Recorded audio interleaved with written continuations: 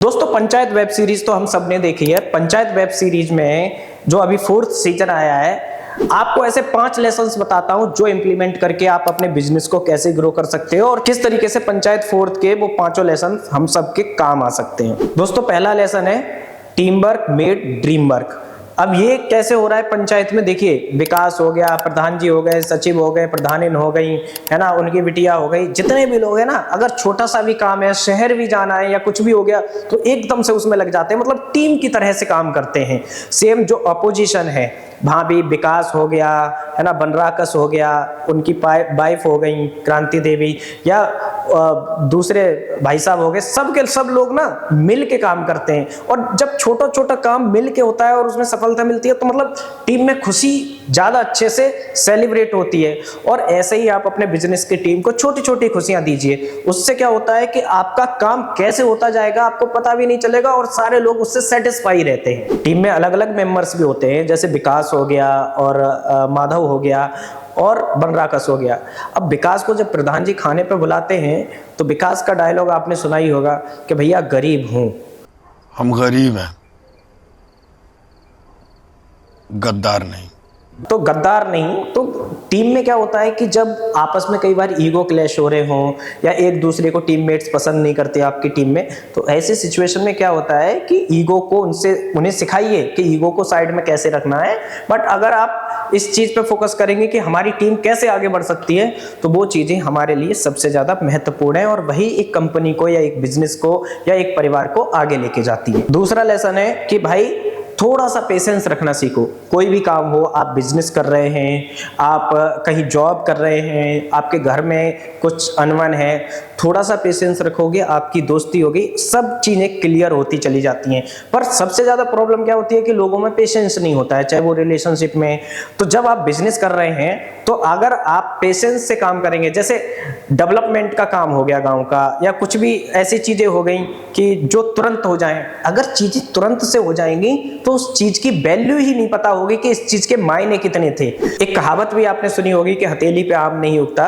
तो हमेशा पेशेंस रखेंगे आप रिश्ते से लेके, बिजनेस से लेके चीजों में, तो वो आपको हमेशा आगे ही लेके जाएगा।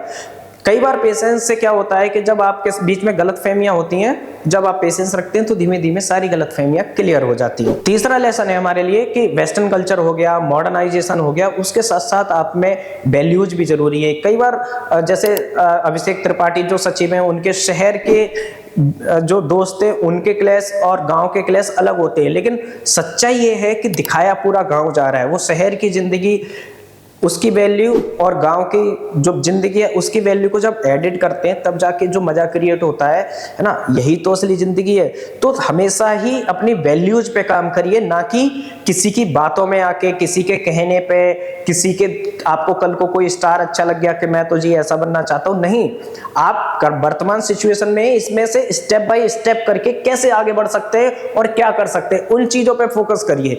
100 में से 1000 में से एक आध ऐसा होता है कि जो छलांग लंबी मार जाता है और सब लोग उसके पीछे फॉलो करते हैं। फॉर एग्जांपल है, इंडिया में इतनी सारी सट्टेबाजी चलती है ना, सुप्रीम कोर्ट से भी उसको अप्रूवल मिला हुआ है कि दिमाग का खेल है। ड्रीम 11 से लेके हमारे बड़े बड़े क्रिकेटर, महान धोनी से लेके कोहली, रोहित शर्मा, सब कहते हैं ड्रीम 11 पर टीम बनाओ, पर सबको पता है भाई सट्टा है। तो दिमाग से काम करिए कि भाई ऐसे रातों रात करोड़पति नहीं बनना है। एक आध है जिसका लक चल गया, लेकिन अगर आप अपने, और एक चीज मैं आपको बताऊं ना, ये मैं बहुत दिल से बता रहा हूं आपको कि भाई साहब जब कोई रातों रात करोड़पति बन जाता है ना, वो पैसे की वैल्यू ही नहीं कर पाता, ना उस पैसे को संभाल पाता, वो कुछ दिनों बाद फिर गरीब हो जाएगा। और इसमें सबसे मशहूर किस्सा है जो 7 करोड़ जीता था केबीसी में, आज गरीब हो चुका है। कहने का मतलब ये है, शायद सुशील नाम था उसका, कहने का मतलब ये है कि जब आपको कोई चीज टाइम टू टाइम मिलती है, उसके लिए आप एफर्ट लगाते हैं, तो आप पहले से बेहतर इंसान बनते हैं, आप प्रोडक्टिव होते हैं, आपके जीवन में बहुत सारी वैल्यूज ऐड होती हैं। फिर आप वो बेशक धीमे धीमे चल रहे हैं लेकिन आप पीछे नहीं जा रहे होते हैं। और जीवन में यही सब, जीवन हो या बिजनेस, दोनों में यही सबसे ज्यादा जरूरी है कि आपको, इवन आपने कई सारे ऐसे स्टार्टअप तक देखे होंगे जिन्होंने एकदम रैपिडली ग्रो किया और उसके बाद बंद हो गए। कहने का मतलब मेरा यही है, जीरोधा जैसे स्टार्टअप बनिए, धीमे धीमे ग्रोथ करिए, लेकिन एकदम बूट स्ट्रैप जैसा काम करिए और फिर देखिए दुनिया आपके कदमों में होगी, आपको कोई हरा नहीं सकता। चौथा लेसन है छोटी छोटी चीजों में खुशियां ढूंढिए। आपने फुलेरा के लोगों को देखा होगा, एक शहर में एसी नहीं हो, मतलब पानी ना आए, छोटी छोटी चीजों के लिए मैंने लोगों को लड़ते देखा है कि तूने गाड़ी इधर से क्यों निकालनी, इधर से निकालनी थी। अब फुलेरा को देखिए, वहां अगर समोसे में आलू कम है और एक आलू ज्यादा निकल आए तो लोग खुश हो जा रहे हैं। आप देखिए चाय अगर किसी ने फ्री मिला दी तो लोग क्या क्या खुशी का माहौल है।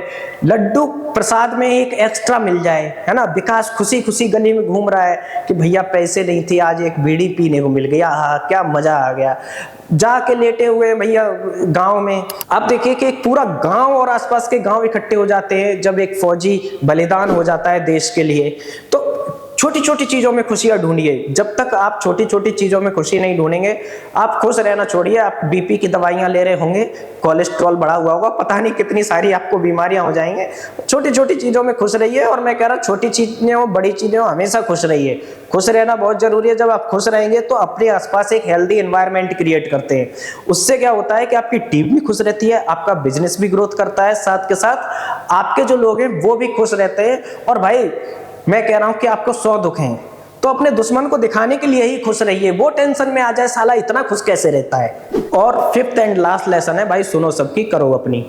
अपने दिल से पूछो, अपने दिमाग लगाओ कि ये जो कह रहा है उसके फ्यूचर परिणाम क्या होंगे, उसके नेगेटिव परिणाम क्या होंगे, उससे हम कर क्या सकते हैं, नहीं कर सकते। आपने देखा होगा जब एमएलए का टिकट ऑफर होता है ना, एमएलए का टिकट काट दिया जाता है, एमएलए चिढ़ा हुआ घूम रहा है, लेकिन इनको ये टेंशन है कि हम इसके लायक हैं भी या नहीं। कहने का मतलब ये है कि छोटी छोटी खुशियां, रोड गांव में कैसे बनेगा इसके लिए पूरा गांव एक्साइटेड है।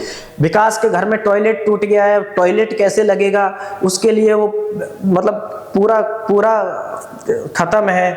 लड्डू बनवाए जा रहे हैं सिर्फ एक्साइटमेंट में। मतलब बहुत छोटी छोटी चीजें। जब आप इस तरीके की एनर्जी के साथ अपन कोई भी डिसीजन लेते हैं, जैसे मान के चलिए प्रधानी लड़नी है नहीं लड़नी है, जैसे पंचायत में दिखाया है कि घोड़ा लेना है कि नहीं लेना है सफेद, तो एमएलए के गांव में जाएगा कौन, तो मिलकर टीम बना के जा रहे होते हैं। मतलब एक छोटा सा डिसीजन है उसको भी अपने मन से ही करना होता है।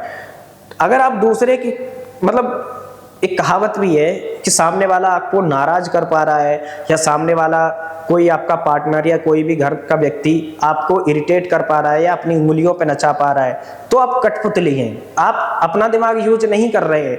वो जो सामने वाला आपको सोचने के लिए मजबूर कर रहा है आप वो कर रहे हैं। तो किसी की कठपुतली मत बनिए भाई, अपने विवेक का इस्तेमाल करिए। मुन्ना भैया की फिल्म का डायलॉग था ना, जो दो कानों के बीच में, उसका इस्तेमाल करिए, है ना। ये बहुत जरूरी है जीवन में जब आप अपने विवेक से इस्तेमाल करते हैं। और मैं एक चीज और यहाँ पे ऐड ऑन करना चाहूंगा कि हमेशा ना थैंकफुल रहिए भगवान के, जो होता है अच्छे के लिए होता है भाई। कभी भी अपने डिसीजंस पे रिग्रेट मत करिए। मैंने जीवन में बहुत अच्छे डिसीजन लिए, बहुत बुरे डिसीजन लिए, लेकिन मैंने आज तक अपने किसी डिसीजन पे रिग्रेट फील नहीं किया, क्योंकि मुझे ऐसा लगता है कि उस समय जो मेरा विवेक था, जो मेरी बुद्धि थी या सद्बुद्धि थी या गलत बुद्धि थी, उसके हिसाब से मैंने उस समय बेस्ट डिसीजन लिया। अब मैं सोच के वो बदलाव कर नहीं सकता कि मैंने उस टाइम किया क्या था और क्यों किया था, तो वो वेस्ट ऑफ टाइम है। बेटर ये है कि अब मैं क्या करूं जिससे कि मैं और पॉजिटिव वाइब क्रिएट करूं। जीवन में खुश रहिए, व्यस्त रहिए और DW को सब्सक्राइब कर लीजिए, डिजिटल वर्क्स मीडिया को। ऐसे ही मैं आपसे मिलता रहूंगा रोज। धन्यवाद।